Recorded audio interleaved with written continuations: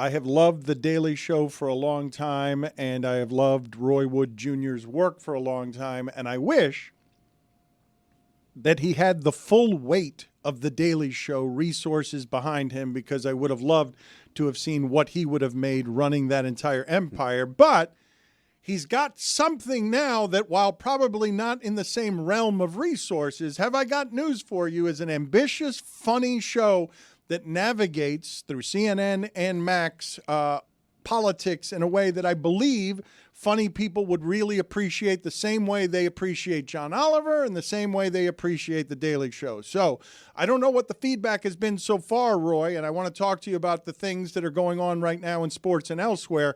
But you have a special show. You are doing something that seems particularly suited to your talents.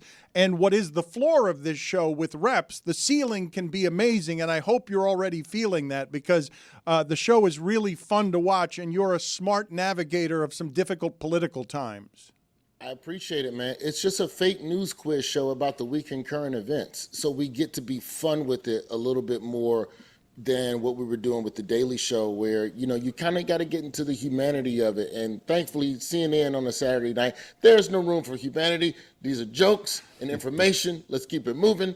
And so, you know, the ratings have been great. The execs are happy. You know, I know we're making a dent because I got my first death threat, and that means you're doing something good with regards to making fun of people. So, you know, you gotta measure your career and threats to your person. But beyond that, though, you're also navigating a difficult time in comedy where people are scared to get close to the politics. Roy, you're taking a lane here. Like, people pretend to be edgy around the politics, but you're taking a lane here that people, I imagine, would appreciate, having something that they can just laugh at because of the sheer absurdity. The way the Tonight Show once upon a time went after politicians, and the way that you do it at the Correspondents' Dinner, you're actually navigating a very difficult time in comedy and politics to do a show that has some degree of difficulty on it. What we hope to do also is get politicians on so we can play some of these games to their face. That's what made the British version. You know, our show is a remake of a British version that's been around for 35 years. And that show made its name for itself by bringing on officials who were currently in office. Not like former I was an advisor to the aide, to the... No, active members of parliament will come and sit on that show and get roasted a little bit to their face. So I think as the show grows and we gain the trust, I think we'll be in a position to be able to do the same thing. You know, politicians be weird about, you know, public appearances sometimes, especially with my ass. Once they know I'm involved, gotta put somebody else on the email. Roy, Izzy Gutierrez here. I've been loving your segments with the show. Pleasure to meet you here. I am curious, so have you always matched your AirPods to your outfit? Because that is gangster. No, not always, but I was gifted a couple of different, like, custom colored AirPods from a woman who's no longer in my life. But this is a nice little souvenir. It is stylish. I'm curious, before we get to some of the pop culture stuff this week, can you speak honestly and overtly about how you feel about how John Oliver, Bill Maher, and other people in this space attack comedy? To me, they're the more fearless ones. You know, because they're standing alone. Like, no matter what I was saying on Daily Show, I had Trevor right there kind of as a right hand to kind of Jordan Pippen the situation. You know, the way that they carry this stuff and the way that they've been able to just attack issue after issue after issue. And they're not always going to be you're not going to agree with them every time, but I respect the attempt. And, you know, people, you know, as much as we talk about Jon Stewart, I think we forget that Bill Maher has been doing this since the mid-90s-ish, give or take, somewhere in there. I feel like he and Colin Quinn were kind of like 1.0s to Jon Stewart's 1.5. I'd argue that those shows are better than these shows. No affront to these shows, just because they were during the hungriest time in those comedy people's lives. Like those people, they were immature, but they've never been hungrier than they were on that show. Yeah, I mean, you take a show like Politically Incorrect, and it's similar to what we're doing right now at CNN, only you remove the game show element of it. You kind of have to gamify stuff to kind of lure people in to actually want to watch stuff sometimes in a way, because they want to see if they're smart or how, you know, I want to measure up my smarts to some dummy on television. But yeah, those guys, I think they were very much, patient zeros on figuring out how to use comedy and politics to punch up at the establishment. Let's go out here to get some expert analysis on some of the things that happened in politics this week. Let's go out to Obama here. He surprised some people. I don't know that you should be surprised by this, but let's see what Roy has to say about this. Now notice my palms are sweaty, knees weak, arms are heavy, vomit on my sweater already, mom's spaghetti. Nervous, but on the surface I look calm and ready to drop bombs, but I keep on forgetting.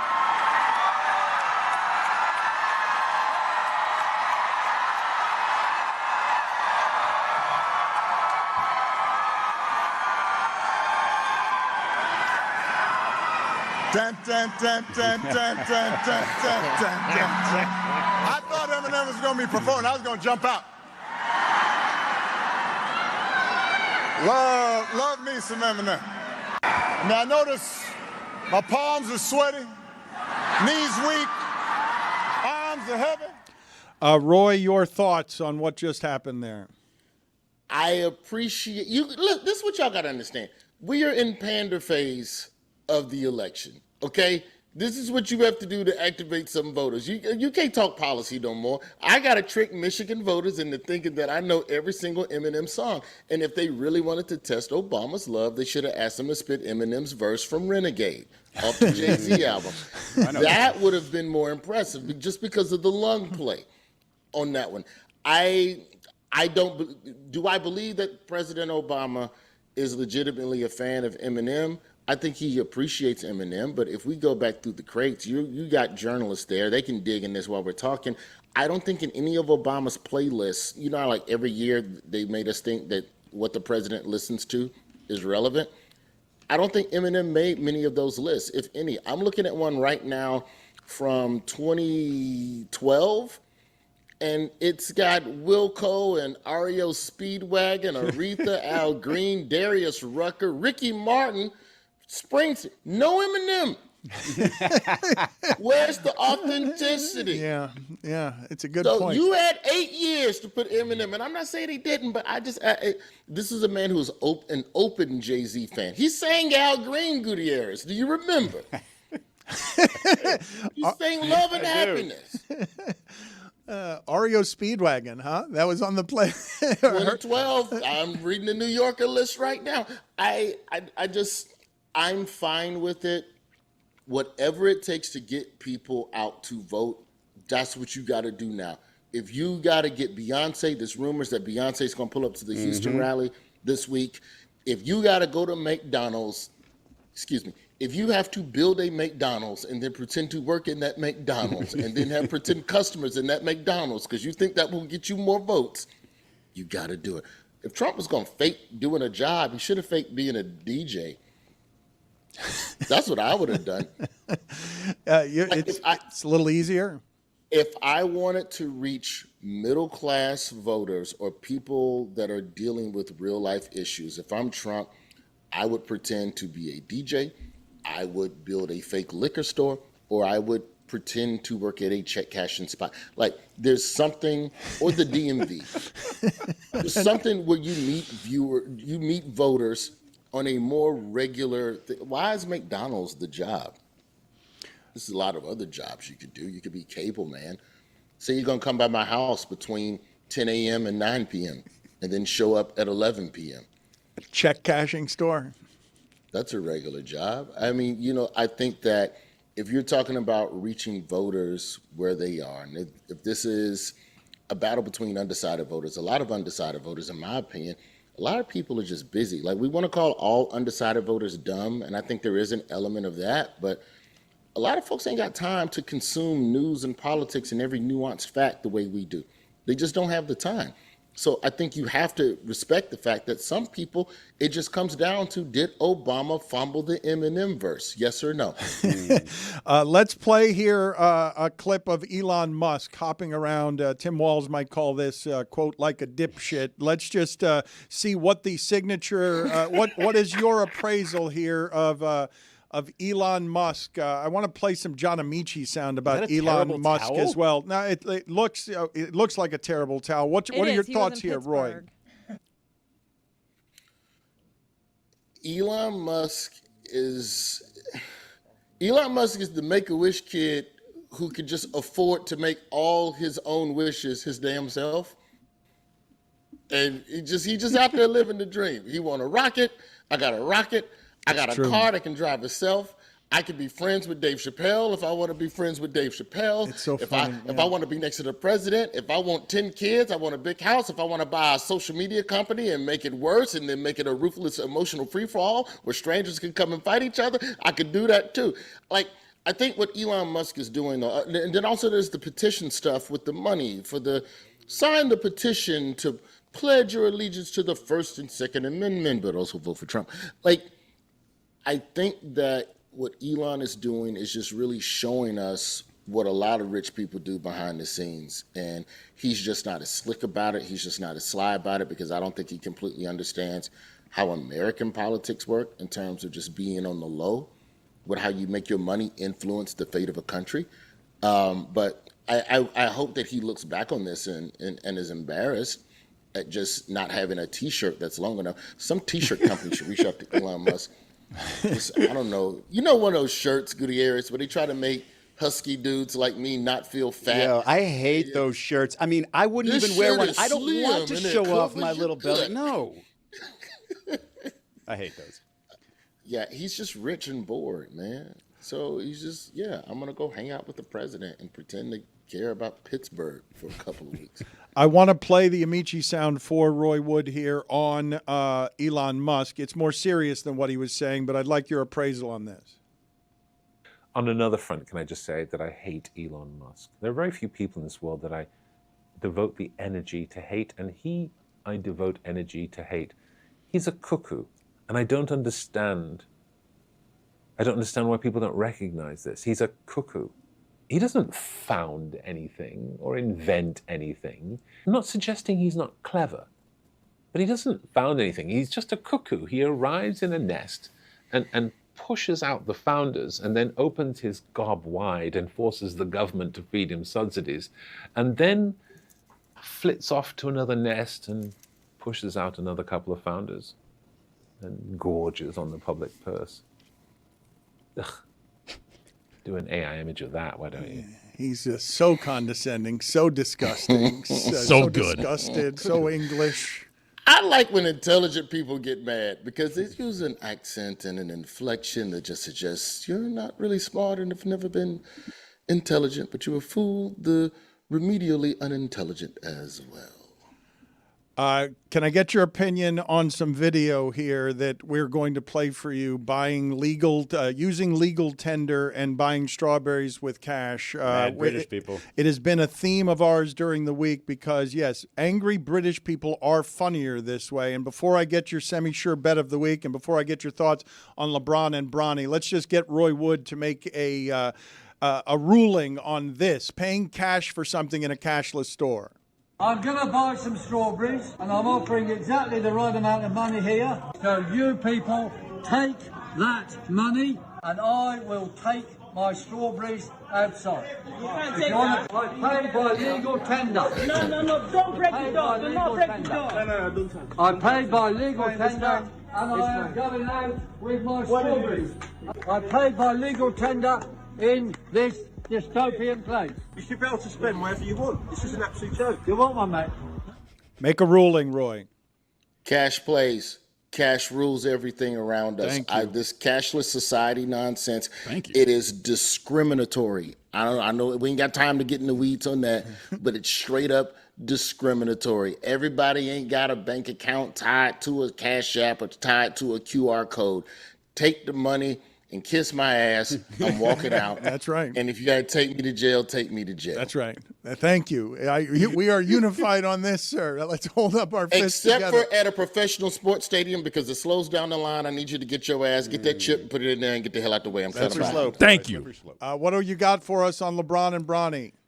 Are we really Do you all feel like LeBron and Bronny is a situation where journalists either have to say what is supposed to be said versus what they really see? Or is it not that big of a deal? Because I feel like I'm the only person that's kind of fine with him, regardless of skill set and regardless of whether or not he was ready. We're arguing about the 10th spot on the bench, right? That's what we're arguing about, right? Yeah.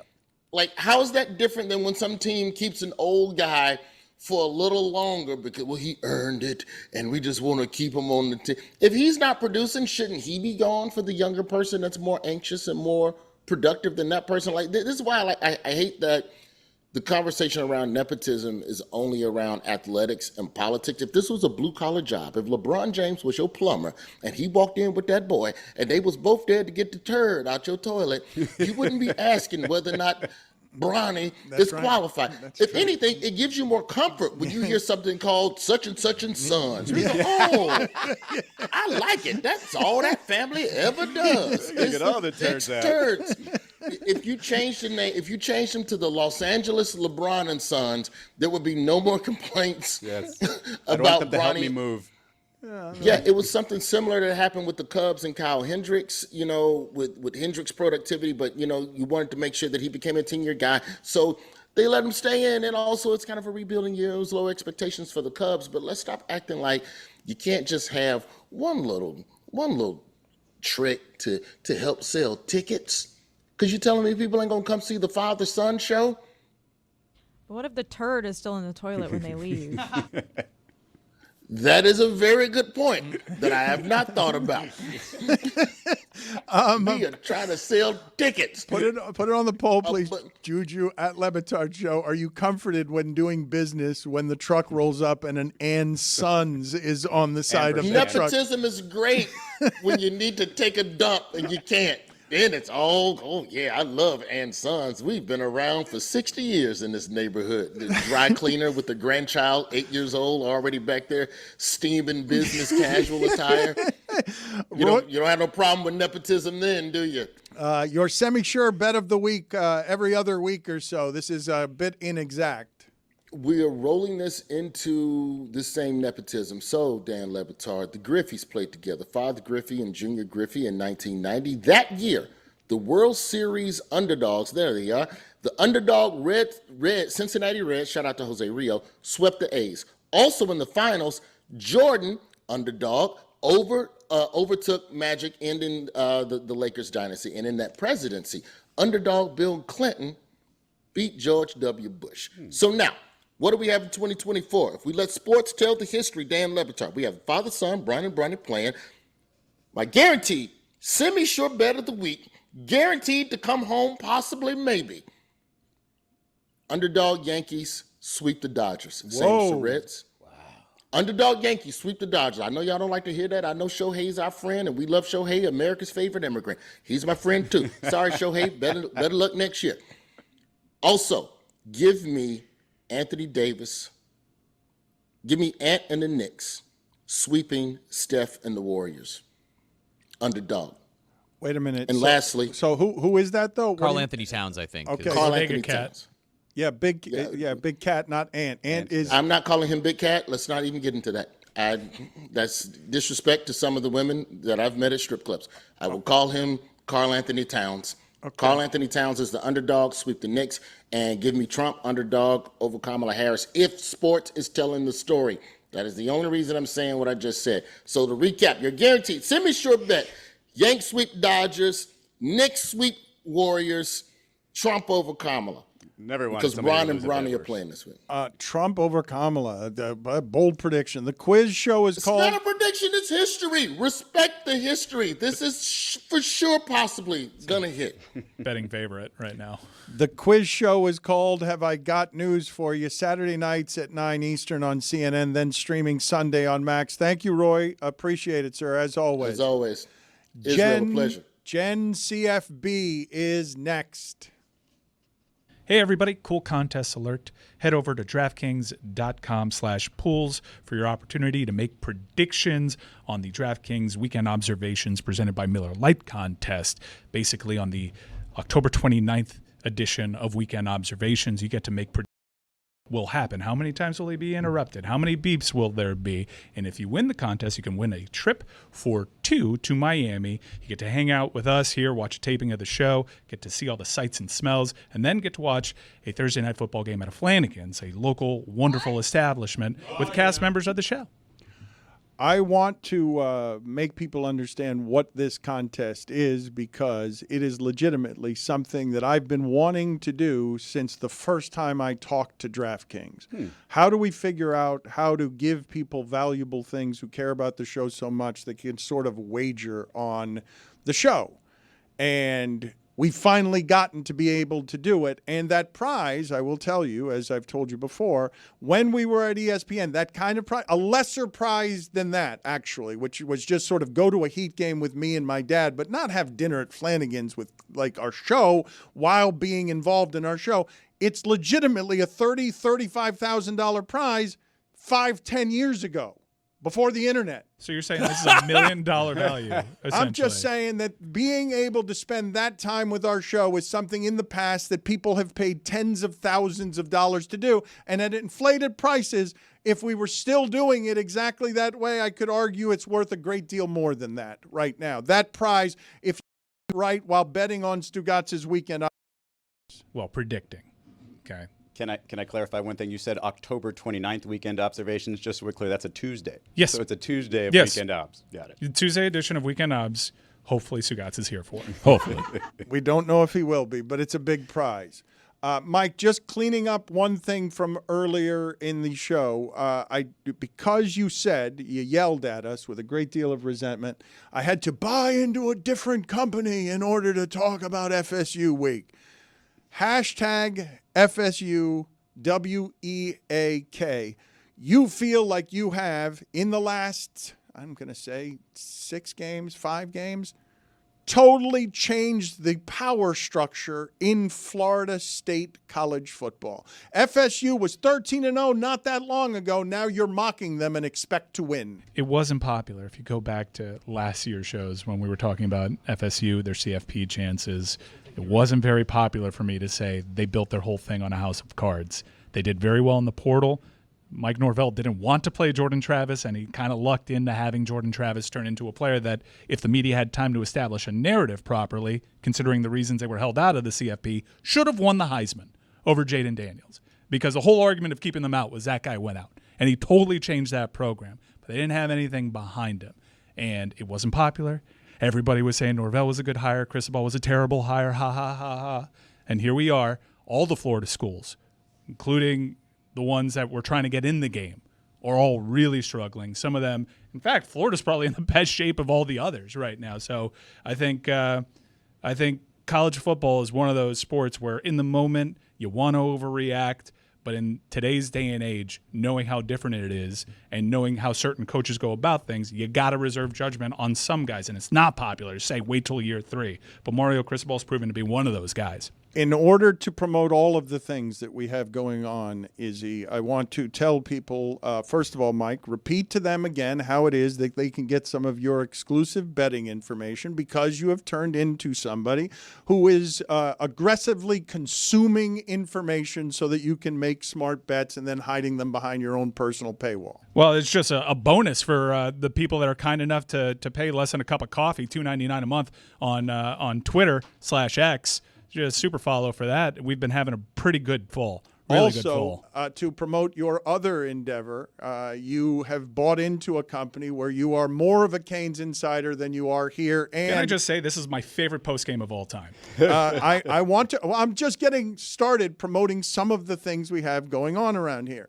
You have bought ownership in a company that is doing Kane-specific information for people who care about this the way you do. So tell people about that as well. Thank you very much, Dan. I sincerely appreciate that. We do daily content over at Kane's Insight. D-Money and Peter Reeves do a fantastic job. We cover all the Miami Hurricane sports once a week. I'm on there typically on Wednesdays. But this is a forum that's existed for a long time, and you know how closely related forum message board culture is with college football. It's some of the craziest of the crazy. Kane's Insight has about 8 million posts in its history, over 8 million posts. So, yeah, I was lucky enough to join with that enterprise, and we're doing really good stuff. And, again, it's not just for football, women's basketball, baseball, men's college basketball.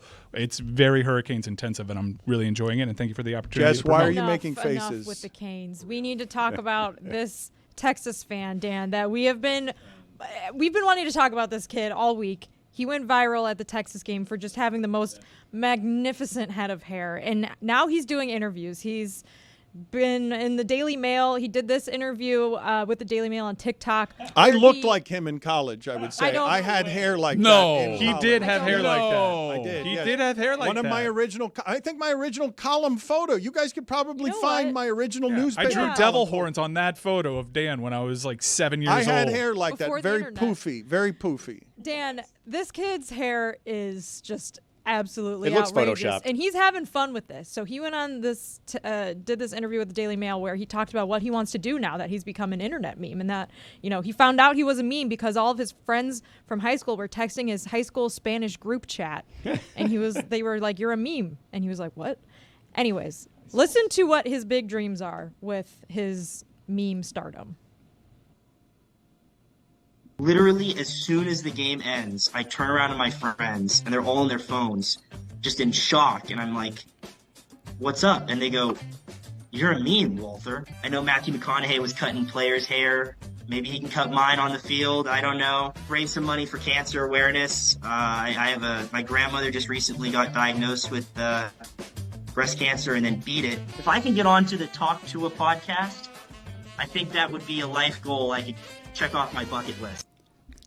I missed the joke because they were counting down in my ear. I didn't hear anything that you guys were laughing at. I was going to make a joke that he's like, I bet you he's going to want to be on Talk to and he actually said that that's a dream of his. I love this kid. Raise money for cancer, or I'll go on the Talk to a podcast. Why not both? He was wearing the same shirt because you have to when you're famous for 3 seconds over one thing. Put up on the screen, please, my original column photo. This isn't actually even the one that I was thinking of, although this one's pretty good as well, I would say. Wow. I have another one that's even poofier. How old were you in this photo? Early 20s, I'm going to say. No.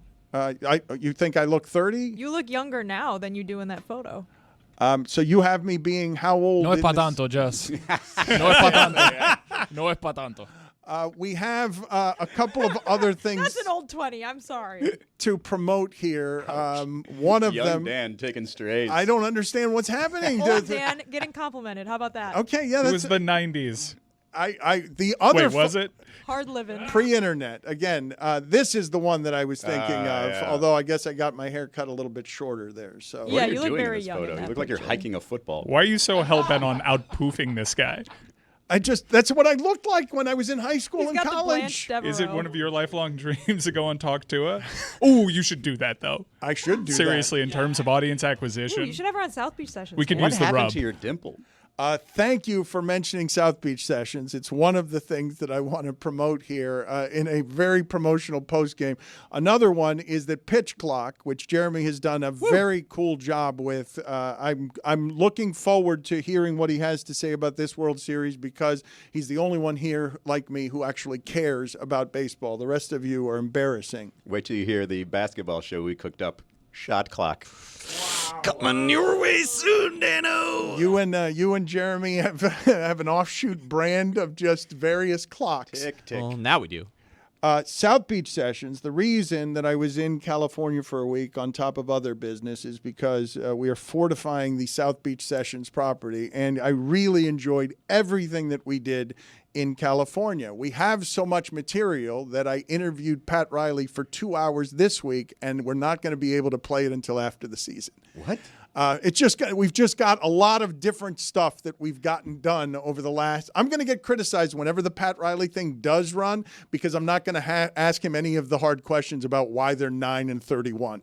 and Jimmy Butler that's like set fire to something in the locker room, people are going to say it's a soft interview. It's because it was done before the season and because we did so much in Los Angeles. But one of the things that we did in Los Angeles is we sat down with Skip Bayless, and that's going to come out at 2:00 today on YouTube. I'm going to give you a clip because how do you guys think the first thing my wife said to me as I was leaving the house to go do it is, "You've talked a lot of shit about that dude." Like, I thought you didn't like him. Why are you talking to him? On top of things. Is what she was asking me. And she doesn't know anything about anything. She's like, but I've heard you. You don't talk shit about like that about anybody. And so people are surprised I'm going to talk to Skip Bayless. How do you guys imagine that's going to go? Like when we get together, because I'm not gonna hide from what I've said about him. I didn't know that you were interviewing him, and you sent Bayless to me in a chat, and I thought it was Rick Bayless, the celebrity chef, which is actually Skip's brother. But I thought it was far more likely that you'd be talking to a celebrity chef than the Skip Bayless. And then I saw the photo on social media in which you guys were – actually, I saw somebody do a head swap, which was pretty funny. Wait. Can you send it to me? Yeah, I can send it to you. And I was shocked that it was indeed Skip Bayless because, yeah, you've talked some shit. And so what are you expecting? Are you expecting fireworks? I hope you fight him in the show. Like you just say, I'm expecting Skip has no idea that you talk crap about him. I'm expecting you say Bayless to him at least once. He does know I've talked shit about him. Well, this one of the things that I'm trying to do with South Beach Sessions, because we talked to Jim Rome as well. Like, I want to understand how people became who they became. Like, how did this happen that you're 72-year-old sports take guy who gets all his identity out of I've got to beat you in a sports argument? And so here's one of the exchanges. All of this will be out later today. I found it illuminating that how he became the guy who chases LeBron James across 20 years? Because daddy and mommy really didn't love him and were drinking way too much. And so he hid in the sports identity of I'm going to be sports take guy. I've been pretty critical of you and debate culture and Stephen A. Smith. I don't know how much of that has gotten to you. I don't know how you feel about how much of that has gotten to you. Stephen A., who you have grilled about ruining it all for all of us. Wasn't that your... Contaminated it in a way that made the athlete a little less human than I would like him to be. But you guys also created a path for me where I was able to zig where the zagging was because I became a player apologist, someone who was viewed as a player apologist, because I was less critical of the athlete than you guys was. And there's great money to be made in everything that we're doing. Some of it feels like professional wrestling. I know that you don't feel like a wrestling character. No, I am completely the opposite of a wrestling character in that, to a fault, I'm as authentic and real as you can get. And it took Stephen A. a while to grasp the fact that while I loved him, I genuinely wanted to beat him every time we argued sports. It became known as debate, your least favorite word in the culture. And he realized over time, I'm as real as you can get to my core, that I take it very seriously, way more seriously than I take myself. But if you challenge me with the little red light on, across the desk from me, I am going to fight you to the death, to the TV death. Hey everybody, it's Mike Ryan, and I want to tell you about two of my favorite things, football and Miller Lite. And when you combine the two, that makes for one heck of a Miller time. See, Miller Lite has great taste, but is also less filling. And football, well, it's just spectacular from start to finish. You put those two things together, you've already carved out a perfect day. Miller Lite keeps things simple with undebatable quality, great taste, and only 96 calories. It's a beer that strips away everything that you don't need and holds on to what matters most. A light beer that actually tastes like beer. Make your game time taste like Miller time. Tastes great and is less filling. Let it be both. To get Miller Lite delivered right to your door, visit MillerLite.com/Dan. Or you can find it pretty much anywhere that sells beer. Celebrate responsibly. Miller Brewing Company, Milwaukee, Wisconsin.